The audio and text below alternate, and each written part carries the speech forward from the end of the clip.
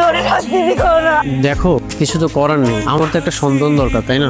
দাদু, আমার 6টা মাস সমাধান দাদু, আপনি ছাড়াই বিয়ে কেউ আটকাতে পারবে না দাদু। ওকে তো আর সময় দেওয়া যাবে না, আমরা ওদেরকে কথা দিয়ে দিয়েছি আগামী পরশুদিন মানে শুক্রবার দিনই বিয়ে। আজকে আমার ঘরে আমার বিছানা নমে ঘুমাবে। আপনি না ওরে ডিভোর্স দিয়ে দেন, তারপর আপনি একটা বিয়ে করে ফেলেন। মাশাআল্লাহ, তুমি তো দেখি ছবির চেয়েও বেশি সুন্দর বাস্তবে। ধন্যবাদ। আমাকে তোমার পছন্দ হয়েছে। পছন্দ না হলে কি বিয়ে করি?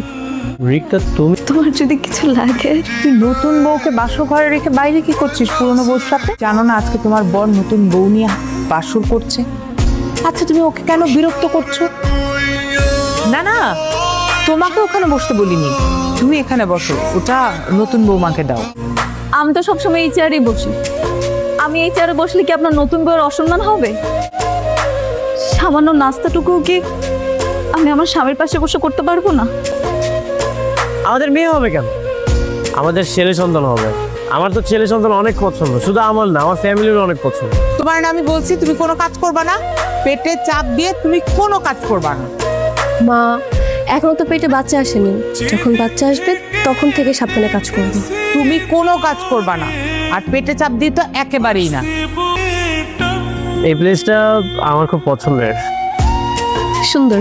তুমি এখানে কি করতেছো? তোমাকে কেন বললাম পাশের হোটেলে বসতে? আর একটা বিয়ে করেছে। হ্যাঁ, দেখি তো তাই মনে হচ্ছে। ওই পরিবেশটা না সুন্দর ছিল না, এই পরিবেশটা সুন্দর, তাই ভাবলাম এখানে এসে একটু বসি। বেশি পণ্ডিত হয়ে গেছে না? আমার পরিবেশ চিনাও, কানে নিচে যখন দিবে দিব না, তখন পরিবেশ পরিষ্কার হয়ে দেবো। চলো এখান থেকে। আপনার তো সন্তান দরকার, সন্তান না হলে তো আমাকে ডিভোর্স দিয়ে দেবেন।